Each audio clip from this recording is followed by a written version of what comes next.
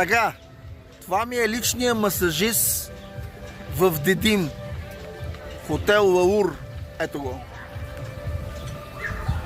Сега, понеже ми е приятелче и ще му задам един въпрос от моите.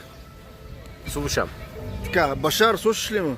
Ами слушам, моята български малко е развален. Неговият български е много добре. Той вика, че е развален, обаче приказва много добре и разбира много добре. Каква е приликата? Приликата, да. Не разликата.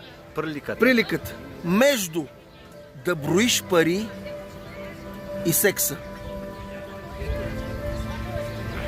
Баси майката. Аз сега да е точно, много хубаво каза. Баси майката и сега какво ще... Ау! Ами, Утре съм на масаж при него. да. Тогава може ли да кажа? Сега не може. Ти ще питаш някой друг и ще ти кажат. Ами за... Както чуваш, парите чуваш шак, примерно. Ау, това... Ма не е верният отговор. Мислих, парите шик, Много и хубаво, секс. много хубав отговор, обаче не е това верният отговор. Па! Какво е? Еге, тия са хилат там всичките, видите ли ги? Еге, седат и само гледат саира. Добре, айде ще те помисли Покажи менето. Да. Ще мислим. и утре ще ми кажеш. Така, Добре, след няколко така дена с моя личен масажист. Вчера бях много доволен от масажа. Благодаря. Уникален масаж. Много се радвам. Да.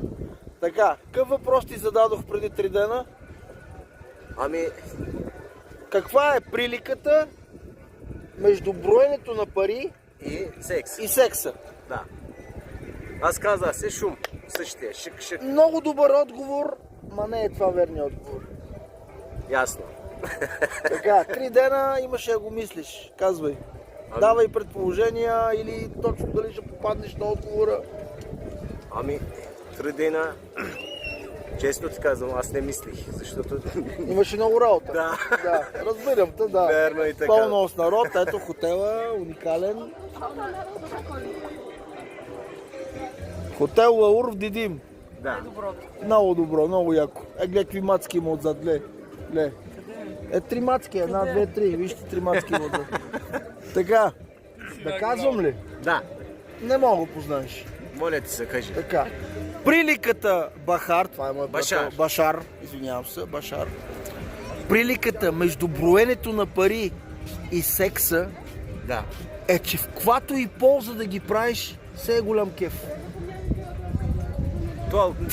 Аз не очаквах толкова лесно, голям кеф. Да, разбира се.